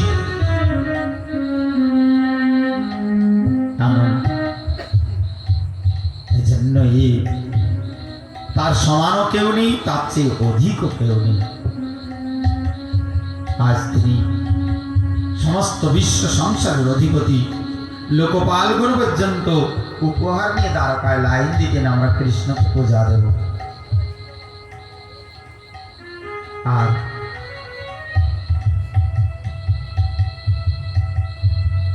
কৃষ্ণের সমস্ত বাল্যলীলা থেকে তার জন্ম, 11 বছর বয়সে নন্দালয় গমন এবং তার বৃন্দাবন গমন, বৎসচারণ, বন ভ্রমণ, বংশীবাদন, ধেনুচারণ, কংস প্রেরিত অসুরবধ, কালীয় দমন, গোবর্ধন পূজা, ইন্দ্রিয় অভিমান ভঞ্জন, শরৎ রাসবিহার, এছাড়াও তার মথুরাগমন, কংসবধ, শান্তিপুনি মুনির আশ্রমে অধ্যয়ন, মৃতপুত্র উদ্ধার, রুক্মিণী হরণ, 7 অভিদ্যনাসিক বৃষদমনে নাগ্নজ্যোতিকে বিবাহ এবং গরুড় অমৃত কুম্ভহরণবধ, সত্যভামা তার হরণ এবং সত্যভামার জন্য পারিজাত পুষ্প হরণ, নরকাসুরবধ, তার পুত্র ভগদত্তকে রাজপদ প্রদান, 16,100 কন্যার পানি গ্রহণ, শ্রীকৃষ্ণের বহুরূপে প্রকাশ, প্রত্যেকের গর্ভে 10টি করে সন্তান, জরাসন্ধবধ, শাল্ববধ, সম্বরাসুরবধ, দিবিদ্বানরবধ, বানাসুরবধ, মৌরসুরবধ, বলবলবধ, দন্তবক্রবধ, আর কুরুক্ষেত্রে যুদ্ধ, পৃথিবীর ভার হরণ, যদুকুলের সংহার এবং উত্তরার গর্ভরক্ষা, যুধিষ্ঠির অশ্বমেধ যজ্ঞ, দ্বারকাগমন, দ্বারকা বিনাশ, এই লোক থেকে তার নিত্য লীলা সব বিদুরকে বলতে বলতে উদ্ধব আর চোখের জল ধরে রাখতে পারছেন না। তখন বললেন, আর আমার পক্ষে বলা সম্ভব না। আপনাকে কৃষ্ণ যখন তার অন্তিমকালে আমি ছিলাম আর আমার পাশে ছিল মৈত্রমণি, তখন গোবিন্দ বলেছিলেন যে আমার ভক্ত বিদুর যখন আসবে তখন ওরে মৈত্রমণি তুমি আমার কথা তাকে শোনাবে। বিদুর যখন শুনলেন যে জগৎ ছাড়ার আগে অন্তত আমার কথা গোবিন্দ স্মরণ করেছিলেন। তখন বিদুর খুব আর্তনাদ করে কাঁদছিলেন যে আজ প্রাণ গোবিন্দ জগৎ ছেড়ে নিত্যধামে চলে গেছেন, কিন্তু এই জগৎ ছাড়ার আগে আমার মতো অধম দাসীপুত্রকে স্মরণ করেছিলেন। তাই তিনি উদ্ধবের কাছ থেকে বিদায় নিয়ে কাঁদতে কাঁদতে হরিদ্বারে আনন্দ নামক ঘাটে তিনি তখন গিয়েছিলেন। কার কাছে গিয়েছিলেন?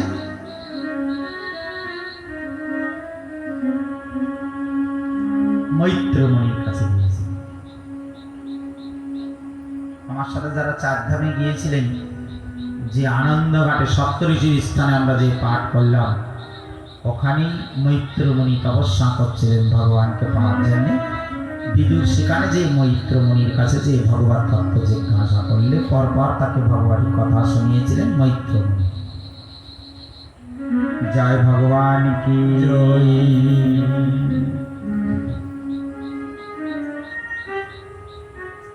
শ্রীমদ্ ভাগবত দ্বিতীয় স্কন্ধ অন্ত তৃতীয় স্কন্ধে ব্রহ্মার ভগবানের স্তুতি, নবম অধ্যায়, দশম অধ্যায় 10 প্রকার সৃষ্টি, একাদশ অধ্যায় মন্বন্তরে কাল বিভাগ, দ্বাদশ অধ্যায় সৃষ্টি বিস্তার এবং ত্রয়োদশ অধ্যায় বরাহ অবতারের অবতারণা করা হয়েছে।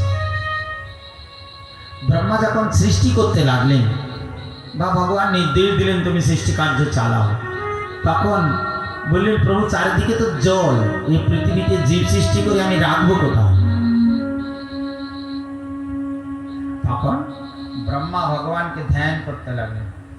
আর যখন ধ্যান করতে করতে তার নাক দিয়ে একটা হাসি তো, আর সেই হাসির সঙ্গে একটা অঙ্গুষ্ঠ পরিমাণ শুকর মূর্তি নিয়ে গঠন।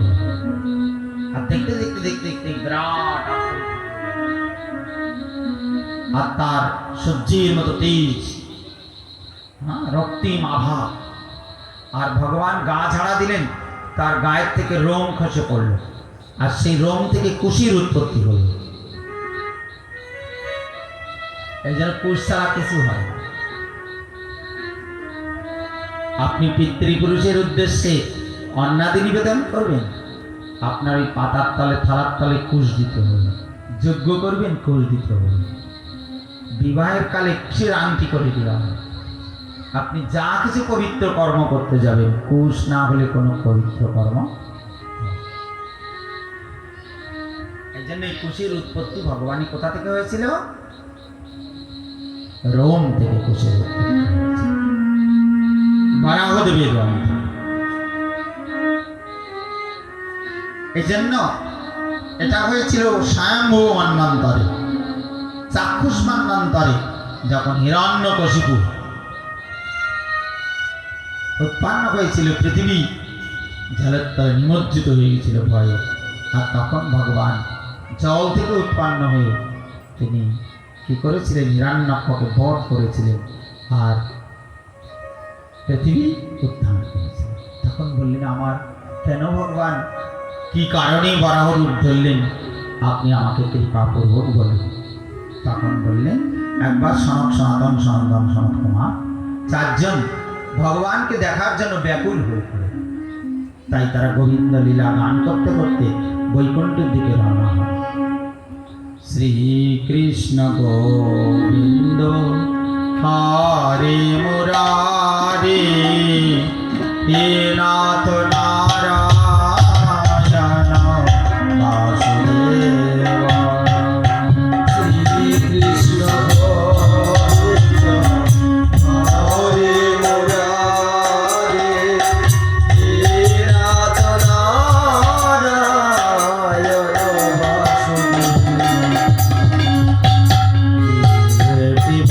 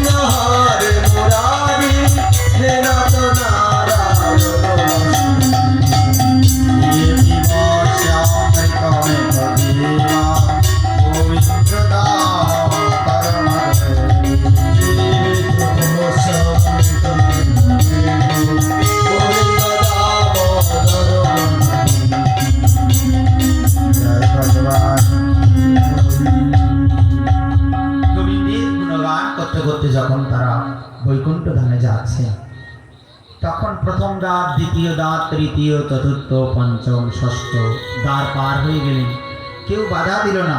আর সপ্তম দ্বারে দাঁড়িয়ে ছিল কে? জয় বিজয়। দাঁড়াও, উলঙ্গ বেশে কোথায় যাচ্ছ? জানো না এটা বৈকুণ্ঠ ধাম? বৈকুণ্ঠে যেতে গেলে কি এইভাবে যাওয়া যায়? একদম সামনে এগোবে না। তখন সনাতন বলছেন, দেখুন আমরা ব্রহ্মার মানস পুত্র, আমাদের হৃদয়ে অনেকটা দুঃখ, পরমব্রহ্ম ভগবানকে দর্শন না করে আমরা থাকতে পারছি না, তাই একটু পরমব্রহ্মকে দেখব বলে এসেছি। আমাদের বাধা দেবেন না, কৃপা করে একটু প্রভুকে দেখতে দিন। আপনারা তো বৈকুণ্ঠের দ্বারী, বিগত কোনটা যস্মাৎ যেখানে কোনটা ধর্ম নেই তাকে বলা হয় বৈকুণ্ঠ। তো বৈকুণ্ঠ থেকে আপনাদের মনে এ ভাবনা কি করে জাগলো? এ লোকটা নারী, এ লোকটা পুরুষ, এ লোকটা বস্ত্র পরা, ওটা বস্ত্র পরা নেই, এসব দর্শন কেন? এসব জড়জগতের মানুষেরা এ ভাবনা করে, আপনারা কেন করবেন? আপনাদের হাত জোড় করছি, আমাদেরকে বাধা দেবেন না, আমার প্রভুকে দেখতে দিন। বলে না, কোনো ক্রমে অনুমতি দেওয়া হবে না। যদিও সনক সনাতন সনন্দন সনৎ কুমার কোনোদিন ক্রোধ প্রকাশ করেন, কিন্তু আজ আর সম্বরণ ভগবানের ইচ্ছা করেননি। বললেন আমরা প্রভুর দর্শনের জন্য ব্যাকুল, আর বারবার বলছি তবু আমাদেরকে বাধা দিচ্ছেন। অভিশাপ দিলাম, এই বৈকুণ্ঠ ধামের দ্বার ছেড়ে দিয়ে তোমাদের পৃথিবীতে চলে যেতে হবে। আর সঙ্গে সঙ্গে ভগবান শ্রী নারায়ণ শঙ্খ চক্র গদা পদ্মধর দক্ষিণী রুদ্র বাহুতে তিনি পদ্মফুল আন্দোলন করতে করতে চলে আসলেন। যখন ভগবান কখনো যুদ্ধের জন্য বা ওষুধ দলনের যান, দক্ষিণ হাতে চক্র থাকে। যখন কোনো ভক্তকে বরদান করতে যান তখন শঙ্খ থাকে। যখন কোনো ভক্তের দর্শন দানে কৃতার্থ করবেন যান, তার দক্ষিণ হস্তে থাকে পদ্ম। মনে থাকবে, ভগবানকে দর্শন করেই সনক সনাতন সনন্দন সনৎ কুমার চরণতলে লুটিয়ে পড়লেন। অপলোক নেত্রে দর্শন করে চোখে চলে ভাসতে লাগলো। যে আমাদের মতো এমন ব্যক্তিগুলি রাজপ্রভুর দর্শন চরণে যখন প্রণাম করছিলেন, তখন লক্ষ্মী দেবী ভগবানের চরণ প্রণাম মানে পূজা করার সময় চন্দন মিশ্রিত তুলসীর পাতা প্রভুর চরণে দিয়েছি।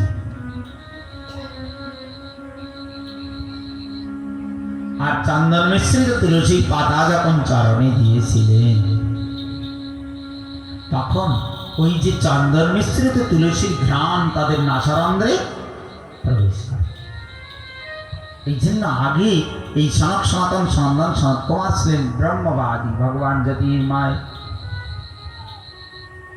কিন্তু ওই ঘ্রাণ পাওয়ার সঙ্গে সঙ্গে তাদের হৃদয়ে কৃষ্ণ প্রেম সঞ্চার,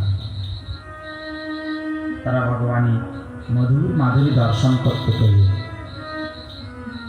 তার লীলা স্মৃতি হল। তখন বলছেন প্রভু আমরা একটা অন্যায় করে ফেলেছি। বলে কি? আপনার ভক্ত বৈকুণ্ঠের দ্বারের দ্বারী তাদেরকে অভিশাপ দিয়ে ফেলেছি। তখন ভগবান বলছেন এটা আমার ইচ্ছা।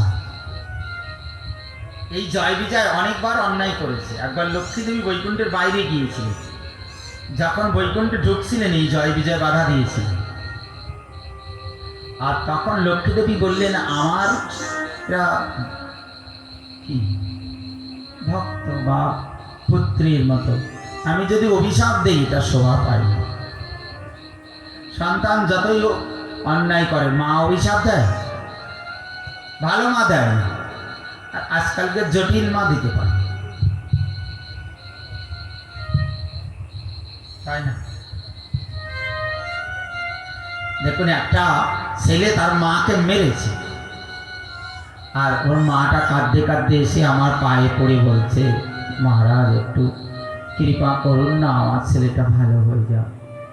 ও এমনটা ছিল না, কিন্তু অসৎসঙ্গে পড়ে এমন হয়ে গেছে, মারছে তবুও কিন্তু তার খারাপ চিন্তা করছে। এটা হচ্ছে মা। মা শব্দটা এমনি আকাশ থেকে উড়ে আসে। কি বুঝলেন? জয় ভগবান কি জয়। আর তাই বিশ্বপিতা অনাদের আদি গোবিন্দ ভগবান বলছেন, লক্ষ্মী দেবী তখন বলেছিলেন, তুমি আমার সাথে তোমরা এরকম করছো, যেদিন কোনো উত্তম ভক্তের সঙ্গে এরকম ব্যবহার করবে সেদিন কিন্তু তোমাদের ট্রান্সফার হবে, চাকরি খারিজ। আর তাছাড়া ভগবান যখন বৈকুণ্ঠের উদ্যানে ভ্রমণ করছিলেন সেই সময় ভগবানের ইচ্ছা হয়েছিল যদি উপযুক্ত যোদ্ধা পেতাম তো যুদ্ধ করতাম।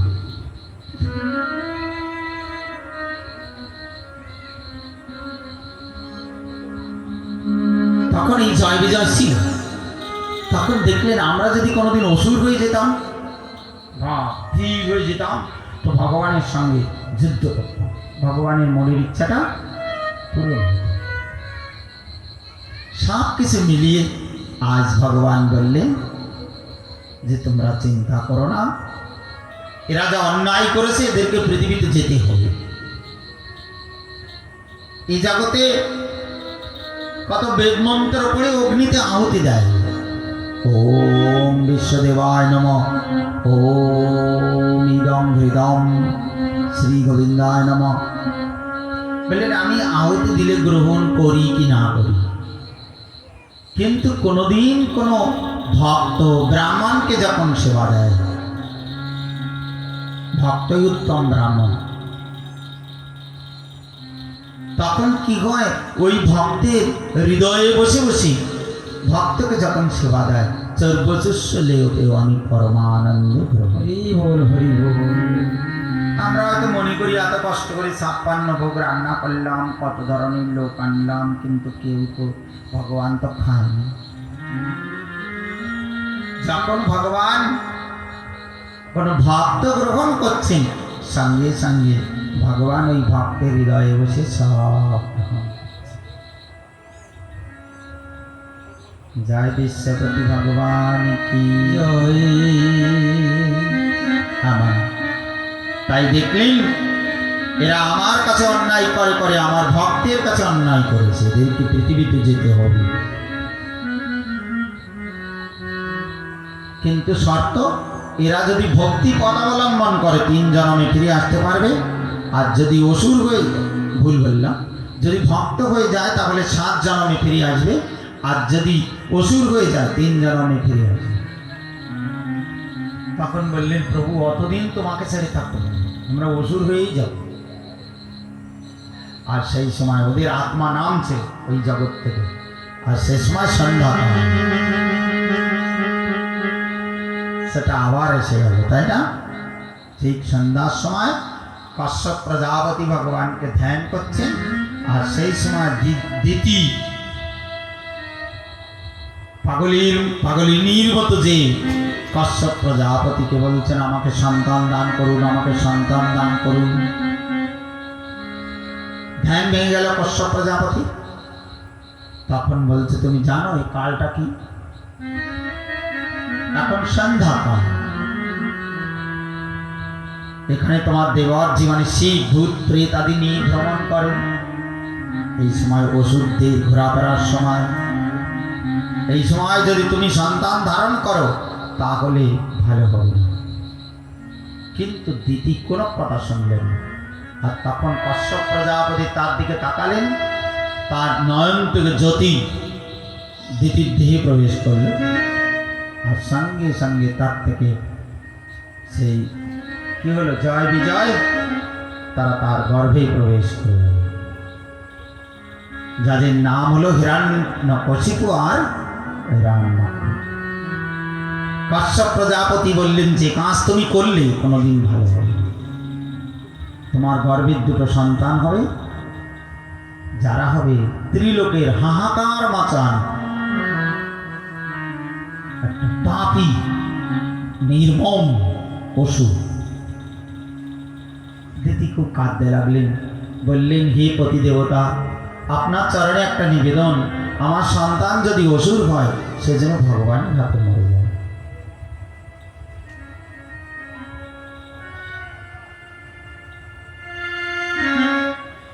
জয় গোবিন্দ কি মা, তো যে কথা আগেই বললাম, দেখুন ছেলে অসুর হবে শুনলেন, তবু বলছেন, প্রভু একটা নিবেদন, আপনি আমাকে আশীর্বাদ করুন, আমার ছেলে অসুর হয় হোক, কিন্তু যেন গোবিন্দের হাতে মরে যায়।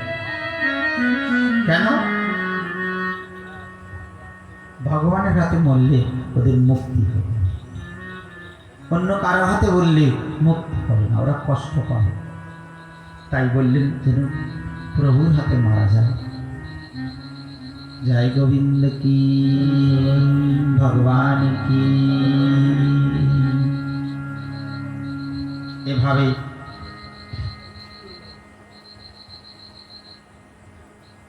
এই জন্য ও 10,000 বছর ধরে রেখেছিল দিদি গর্ভে।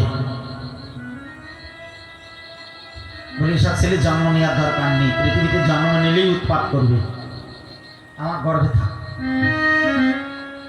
কিন্তু কালের প্রভাবে সে তো আর হবে না। একদিন তারা পৃথিবীতে নামলেন, তারাই হয়ে গেল হিরণ্যকশিপু আর হিরণ্যাক্ষ। আর জন্মগ্রহণের সঙ্গে সঙ্গে হিরণ্যাক্ষ গদা কাঁধে করে নিয়ে বিরাট রূপ হয়ে গেলেন, আর গদা কাঁধে করে নিয়ে পাতাল আক্রমণ করে দখল করে নিলেন, ভূলোক দখল করে নিলেন, স্বর্গ দখল করে নিলেন। আর দেবতারা ভয়ে পালিয়ে গেল। আর তখন ছুটছে, তারপরে গদাটা নিয়ে যে শ্বেতদ্বীপে যে বিষ্ণু বলছে, কোথায় বিষ্ণু, দেখা দাও, বিষ্ণু কোথায়? ভগবানকে তো দেখতে পাচ্ছেন, ও তো বসু।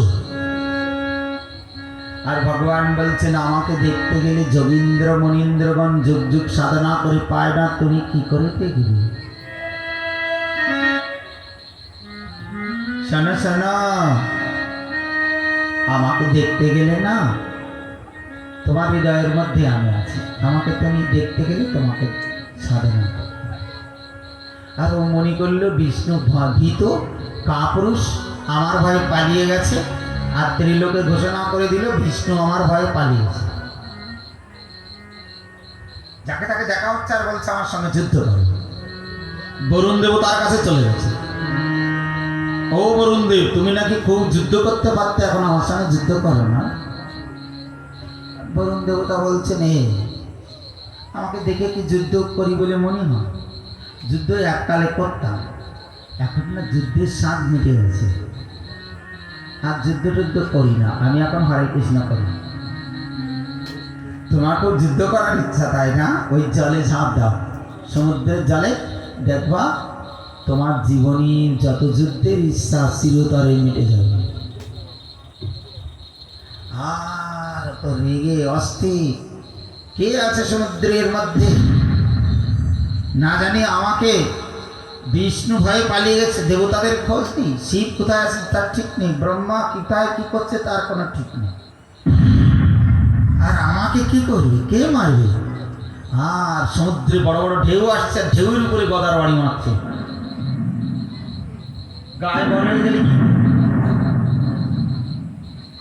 আর জালে ঝাঁপ দিয়ে বলছেন, কোথায় কে আছেন সমুদ্রের মধ্যে?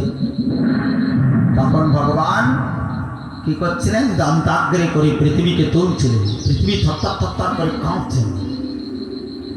আর তখন হিরণ্যাক্ষ বলছেন, এই তো একটা শূকর।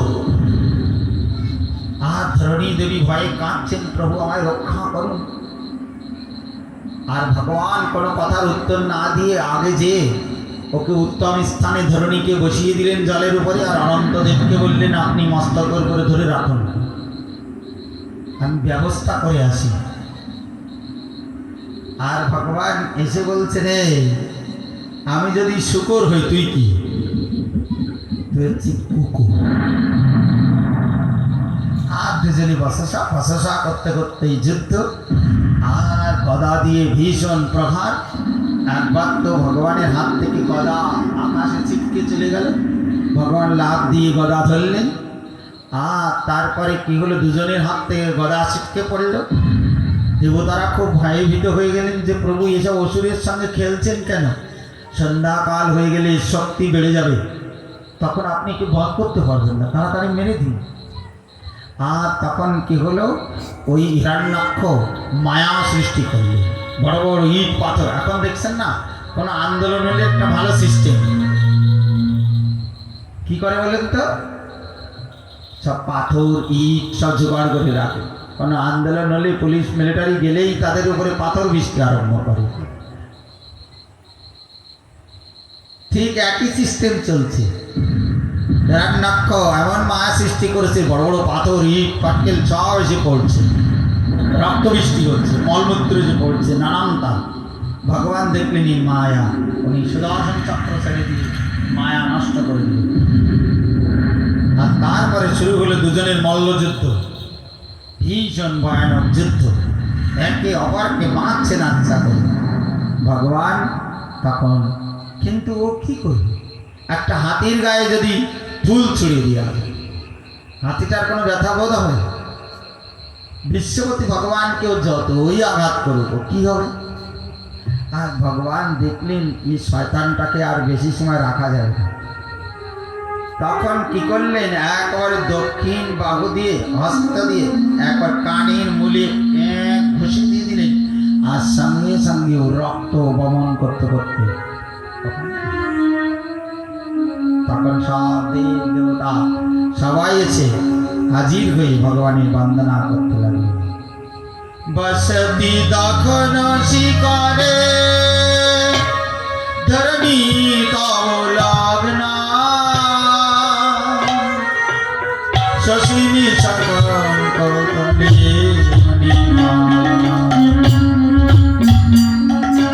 বসতি দশন শিকারে ধরণী তব লগ্না, শশিনী কলঙ্ক কলে গণিমানা, কেশব ধৃত শুকর রূপা, কেশব ধৃত শুকর রূপা, জয় জগদীশ হরে,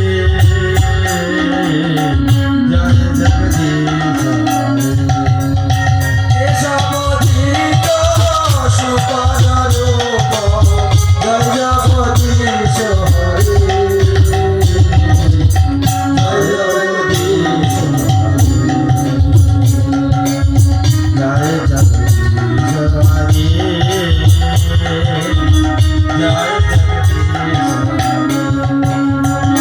জগদীশ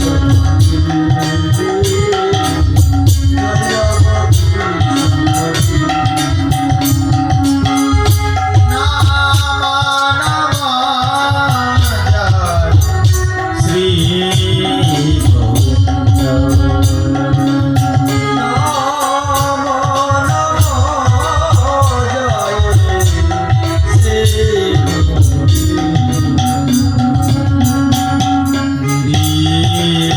ধারি গোপীনা মুরারি মুকুন্দ, ধারি গোপীনা